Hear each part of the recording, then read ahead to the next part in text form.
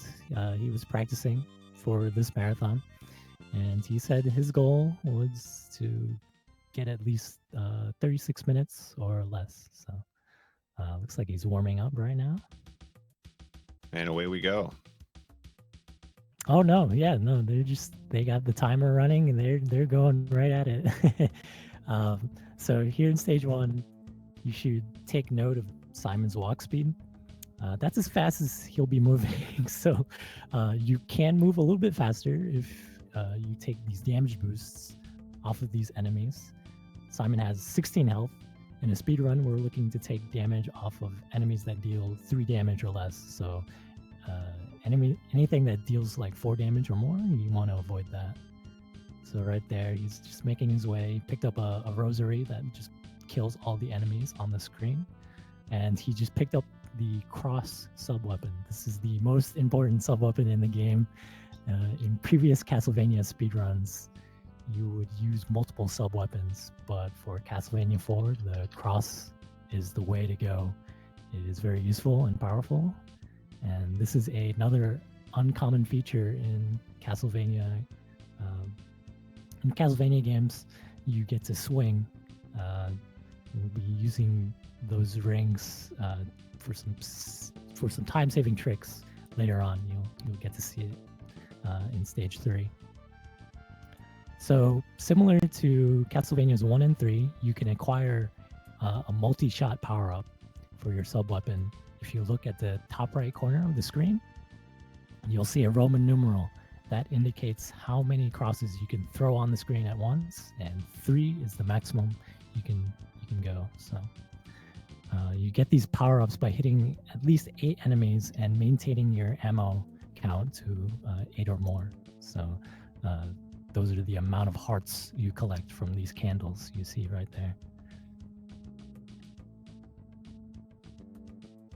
These damage boosts he's doing off the Medusa heads are a lot more precise than good runners make it look. Yeah, so there is a new feature in this Castlevania where you get to dangle your whip, and he's doing that in midair to stun the Medusa heads for a little bit. This is the first boss. This is Rodane, and don't blink because a lot of the boss fights in this game go by quick. So you'll be seeing a lot of that. And there's a nice little swag triangle with the crosses picking up the orb in the air. And that's stage 1.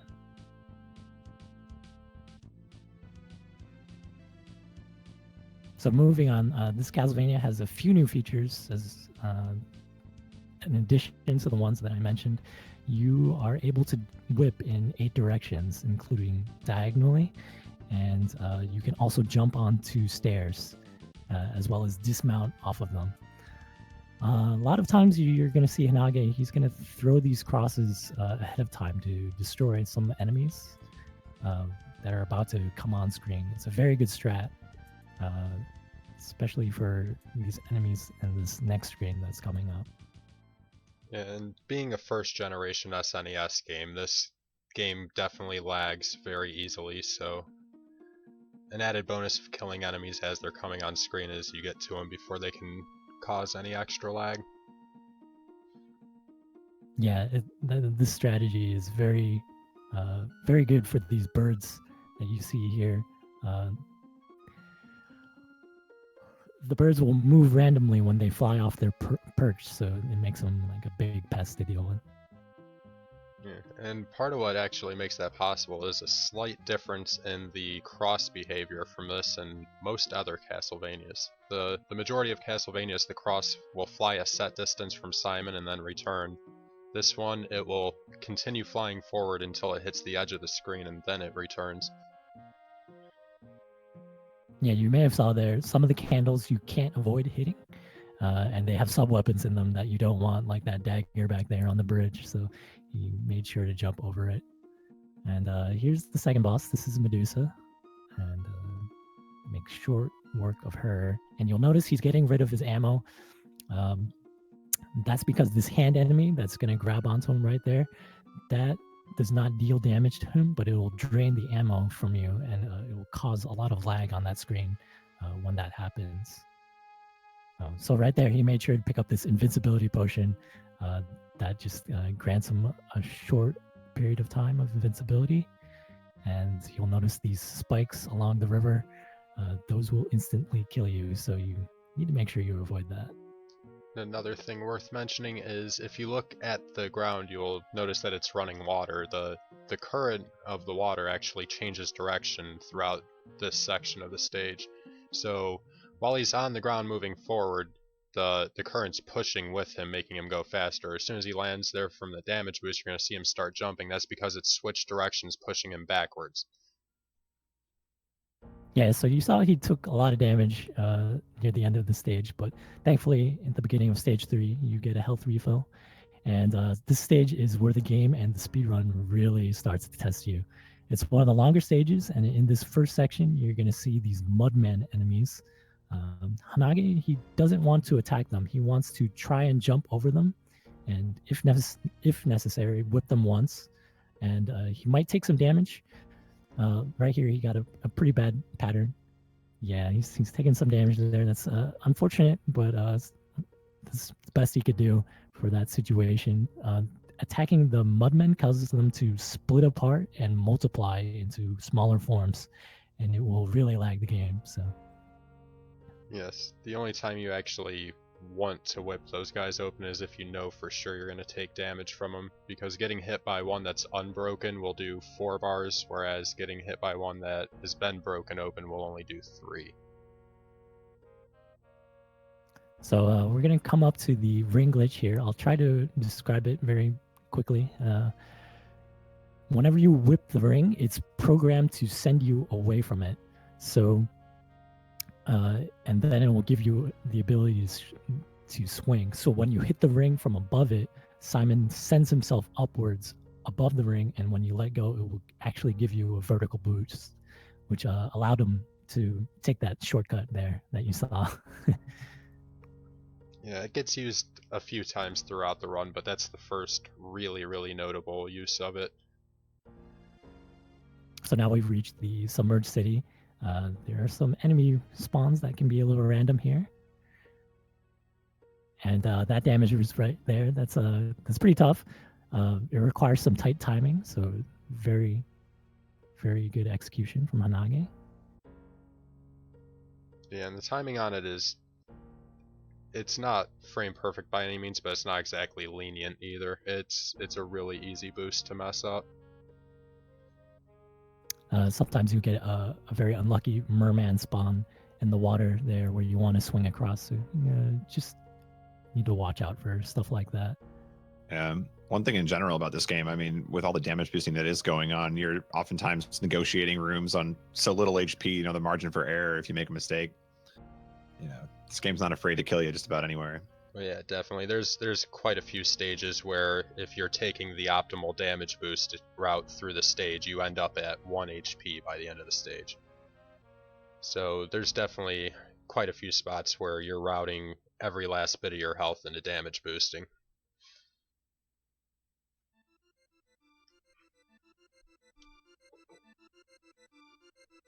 This is one of my favorite boss fights in the game. I think it's just interesting.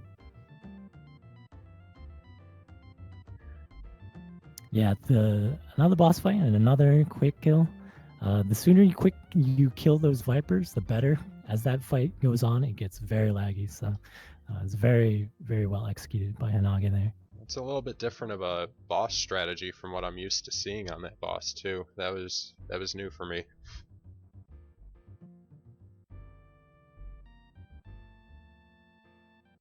So stage 4, right here, he's doing a very good job right there. He was making sure to kill that skeleton knight without stopping so that he can make those elevating platforms in one cycle without having to wait. And another addition are these trap platforms. You just need to make sure he gets by them in this first area. He's doing a lot of safer strats. Talking with him earlier, I'm not sure if he's confident with some of the harder tricks, but maybe we'll see them. And this is the first of 2 bosses in this stage. That was Puexel. Let's see some Puexel emotes if you got them.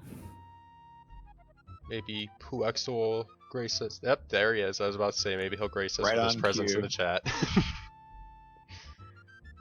So Puexel did not kill the run. You guys can thank him in chat personally.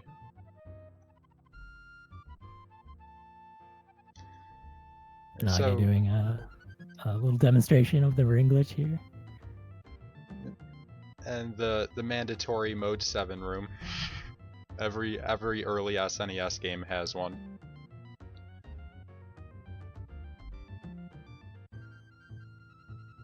This is the equivalent of Yoshi's Island swag in the auto scroller. Yeah, pretty much. Pretty much. The easier, safer way of going about this room is you can actually crouch anywhere on the right half of the platform. I think it's the right 3 blocks of the platform. You can crouch anywhere on there, and as long as you don't move or stand up, the Medusas will harmlessly go over and under you.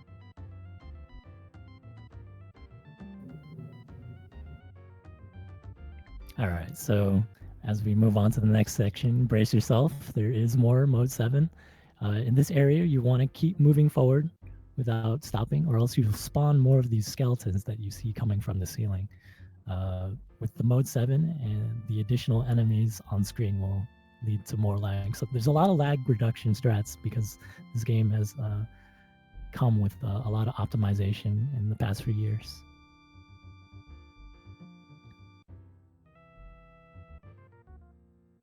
We'll see what Hanage chooses to do here. There is a very hefty glitch that you can do in this screen. And it looks like he's going to go for the setup. He's going Nice. for it, yeah.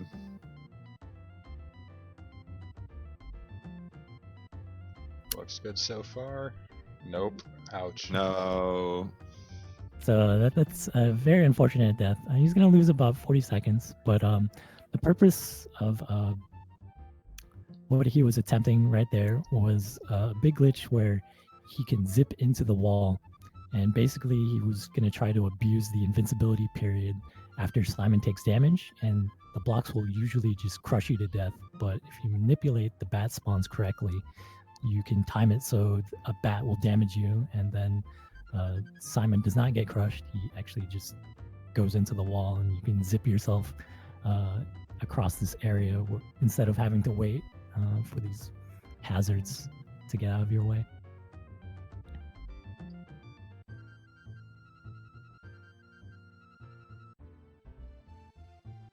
So now for boss number 2 of stage 4, Coronaut. He is a ton of rocks. That's his name backwards, actually. Ton of rock. It's a pretty simple fight. A little bit harder without any crosses, though.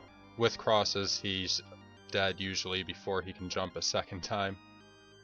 But still a really good fast kill, even whip only from Hanage.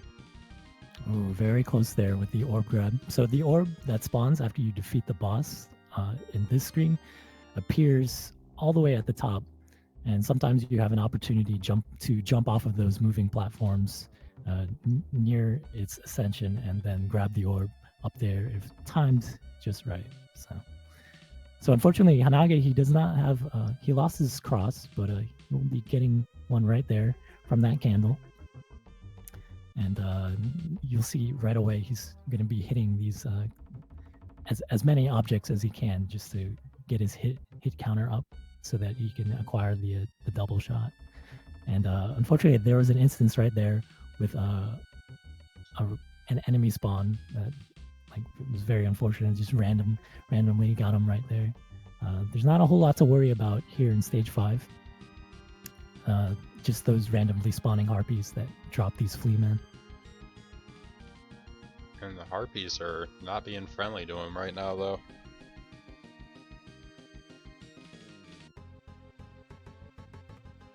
Oh, Ooh, no. Okay.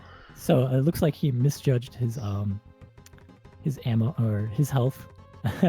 He was showing off some damage boosting right there, but unfortunately wasn't aware of the amount of health he had. So he will unfortunately lose his cross again. But a good thing about Castlevania 4 speedruns is that you can usually, in most of the stages, you can get a backup cross along the way. So in stage 6, we'll see him do that.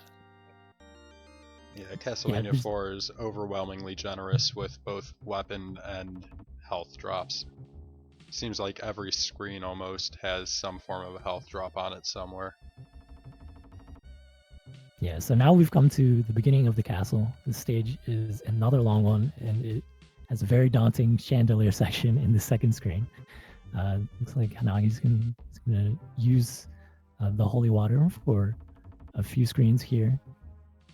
You're going to start to see these axe armor knights throughout the castle, and they have more health than previous enemies that you've encountered up to this point.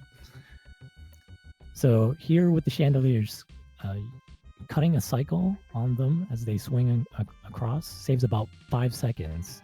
So saving time here requires some well-timed platforming, and it can be very dangerous. So needless to say, this entire section is very perilous. He's going to get a 2 cycle here. You can do it in 1 cycle, but it's extremely, extremely difficult. There's been some recent developments in the 1 cycle strategy that's made it more consistent, but it's still very precise, very easy to mess up. And if you happen to die there, you're losing much more than the 4.5 seconds you'd lose by waiting out an extra cycle. Yeah, you lose over a minute if you die of the chandeliers. So yeah, it's pretty much a pretty big run killer at that, if that happens to you. But Hanage, he went into the secret room and got himself the cross again. There was another instance of a candle that you can't really avoid hitting, and it had the axe in it, so you made sure to jump over that. And these are some very well-timed cross throws to clear out all of the enemies that are in front of him. Yes, each of those ectoplasms take 3 hits to kill, so having all 3 crosses hit him to be able to kill him is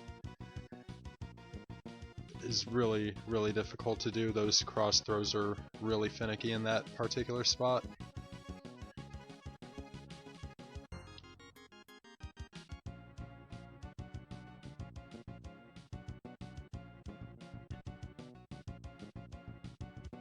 So we're going to be coming up on a coffin.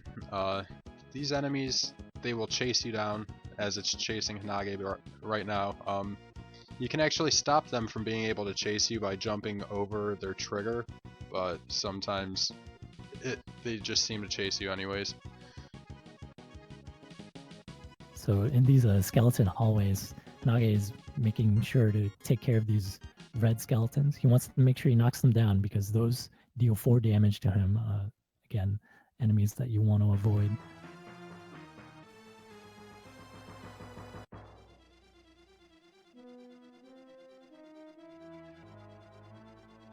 And then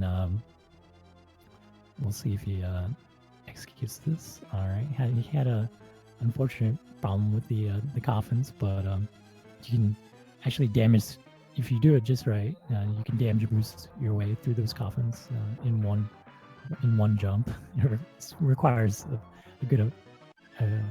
some good execution. And these dancing ghost spawns are random, so if he was low on health, you would have to be careful of it. But he's in very good shape, making his way to the stage 6 boss. This is another boss that dies before its music starts.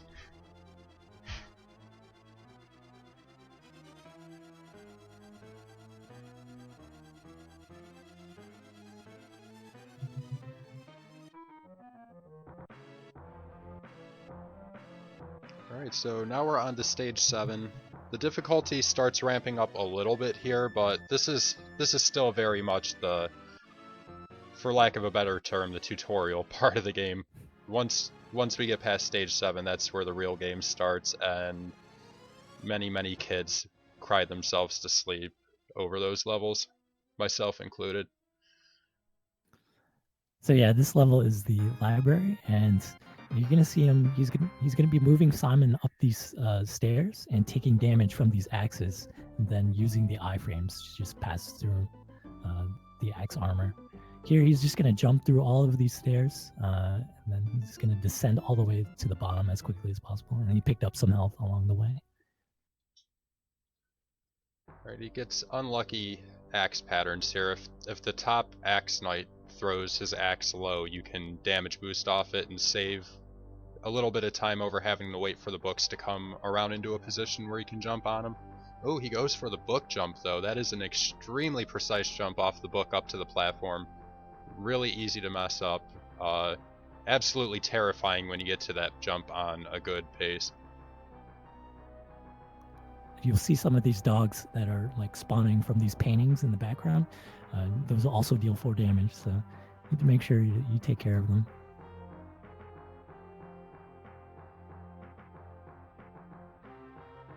Yeah, it looks like Hanage shaking off some of that,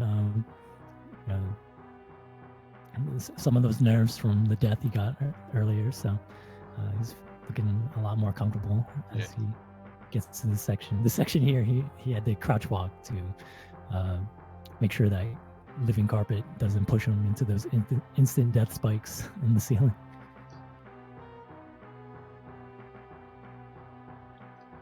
So this boss... Oh, I'm sorry, go ahead. This boss has a little bit more screen time. This is Sir Garkul. Comes out of a glass case. And yeah, I think you were going to say he didn't do a damage boost strat in that last section. He just opted to clear out the enemies for a little more safety. Yeah, exactly. Which is understandable. That's kind of a tricky damage boost to pull off. Gauging when to jump over the axe to get boosted by it can be really, really difficult.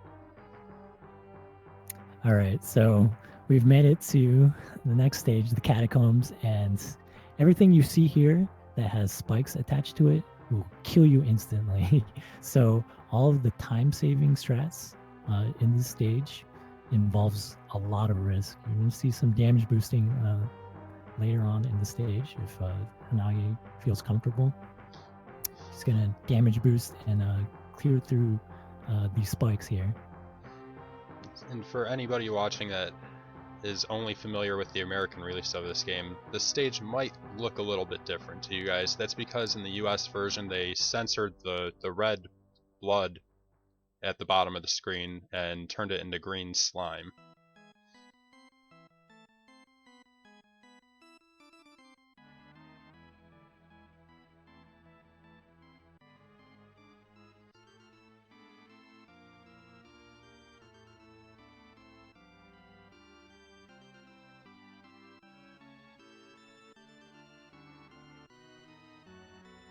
Alright, coming up on another vertical screen, he's going to try to drop down past a thing of spikes, which will instantly kill him, as Just Defend was saying earlier. When I was first learning this game, I definitely died many, many times on that set of spikes trying to jump down. Just going to boost past another spike. Yeah, it looks like he's taking some damage. Okay, right there. He jumped through, or he fell through one stairway and landed on the stairs below. And, oh man, he's really low on health. I'm not sure if he's paying attention to his life value. Unfortunate, he takes another death there. Sometimes the adrenaline is going and you just don't really pay attention. You just want to go fast. Yeah. But right there, there's another backup cross. Fortunate that it's pretty close. That death doesn't cost too much time. Maybe it lost 30 to 20 seconds. So, and we're coming up to a very big RNG point with the bridge. This bridge can be very unpredictable, as you're seeing. It usually despawns the platforms based on the time it takes you to reach it. But because of the numerous elements that can slow you down as you get there, the patterns you see aren't always consistent. So very, very good that he got past it. So now we're into the treasury, where Dracula disappears too when he wants to feel like Scrooge McDuck for a day.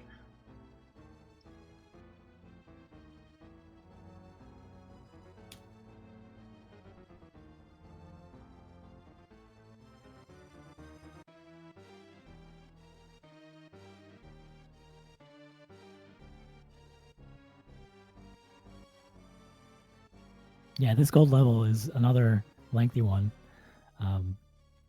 You'll see he will be intentionally trying to avoid some of these platforms because they break apart when Simon's feet touch them. And as more of them break apart on the screen, there will be more lag. He's doing a pretty good job clearing out all of the enemies in front of him.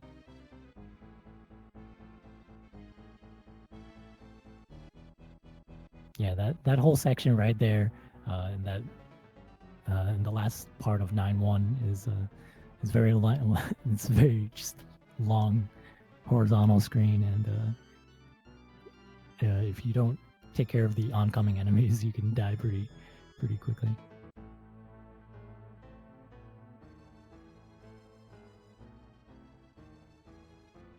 So here at this falling block section, he's timing his jump so that he takes damage from and he takes a damage boost, and that allows him just to proceed a lot safer. And right there, he took another damage boost so that he could pass through that bone dragon in front of him.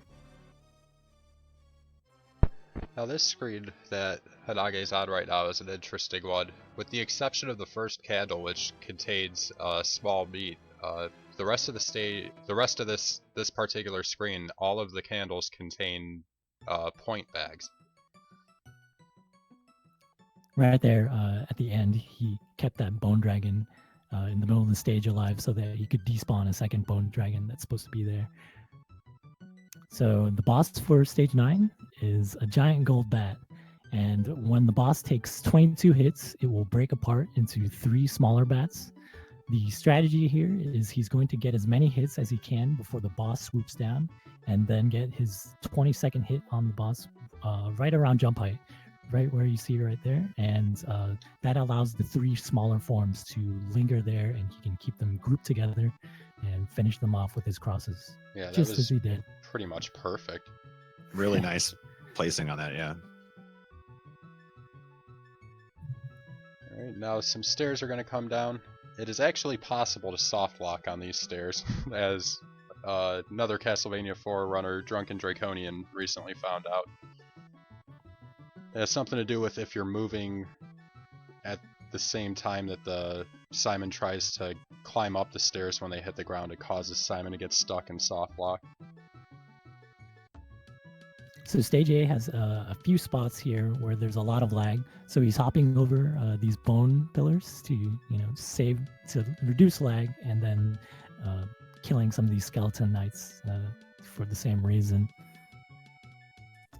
A lot of the lag comes from these, I guess, mode 7 cogs that you see on the screen right there.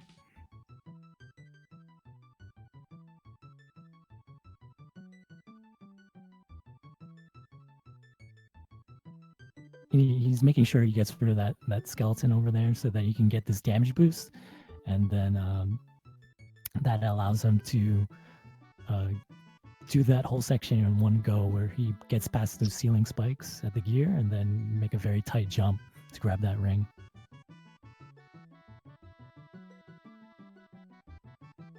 And here he's doing a setup. At this spot, he's going to damage him, but he damage boosted himself off of that axe, and then he avoided that bone dragon by hanging off to the right.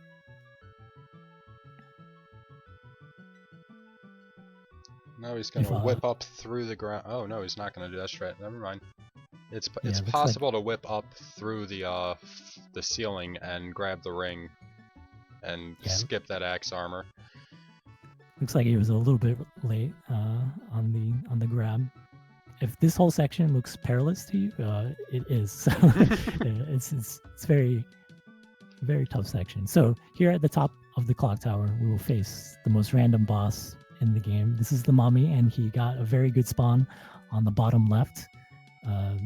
the mummy has 4 spawn points, and the most favorable ones are the one on the bottom left or the one to the far right. And he got the best one, so he was able to defeat the mummy in 1 spawn cycle.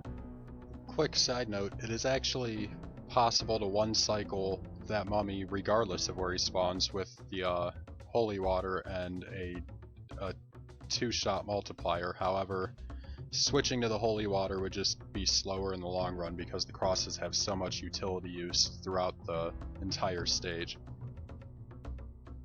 So now we've reached the final stage of the game, and it can be pretty tricky.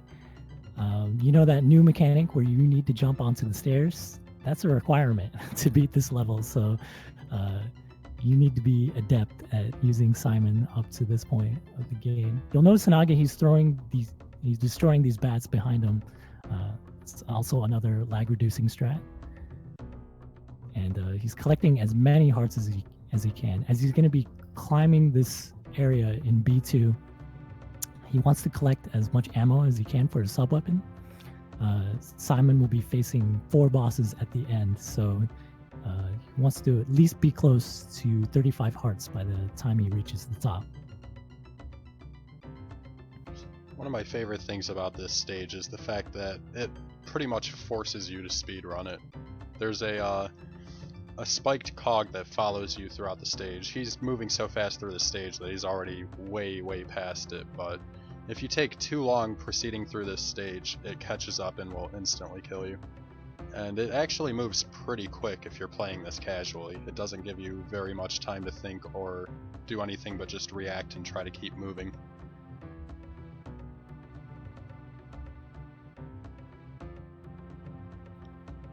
So no problems getting up to the top. There's a lot to explain about this first boss, so I'll just go ahead and get that started. Surprisingly, this guy is the hardest to beat quickly, and he's very unforgiving. This is Slagra, and Hanage, he's going to time his cross throws so that all 3 of them hit the boss at the same time. And after Slagra takes damage, he's going to fly away and come back down. But when that happens, he has an invincibility period, so Hanage needs to time it so that the crosses will be right on top of him once he exits the invincibility period. Really solid Slagra fight from Hanage. Yeah, he's not taking any chances. He's gonna collect all of this health after that boss fight. But thankfully he got past him. Yeah. So the second boss here is Gaibon, and he is significantly easier as you see him get taken down with this nice quick kill setup.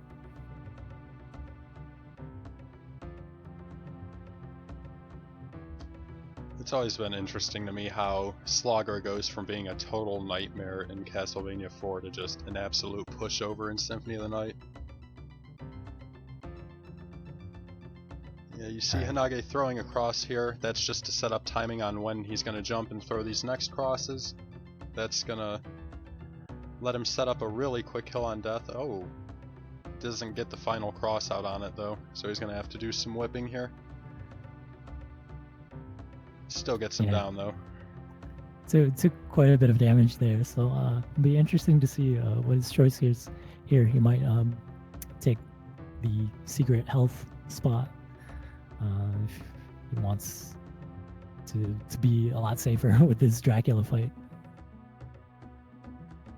Yeah, it looks like he's going to do so, and this is the infamous, I guess, I don't know, secret spot in the game that a lot of hardcore gamers knew about. So now that we've come to the final boss, Hanage, he's going to start throwing his crosses before Dracula appears, and then he's going to whip his weak point, which is the head, as much as possible. And then he's going to repeat the process, and now he has these flames that he needs to deal with. He wants to avoid them and destroy them before they start chasing Simon around the room. Really good positioning from Hanage on the second set of flames, standing pretty much hitboxes touching but not taking damage.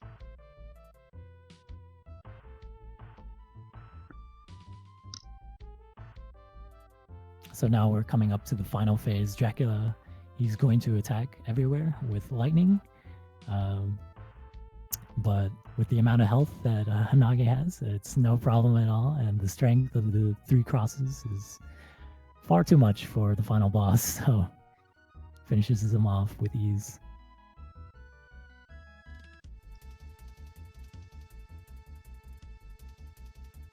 Yep, and the ending of the game is simply Simon realizing he could have avoided that whole fight by throwing a cross at the window.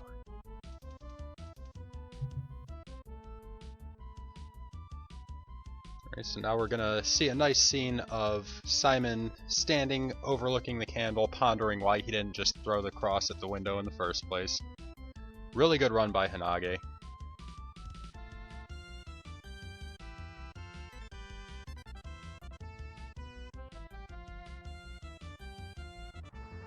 Oh, he just thanked you, JD, for the commentary. Oh, wow. Nice guy, Hanage.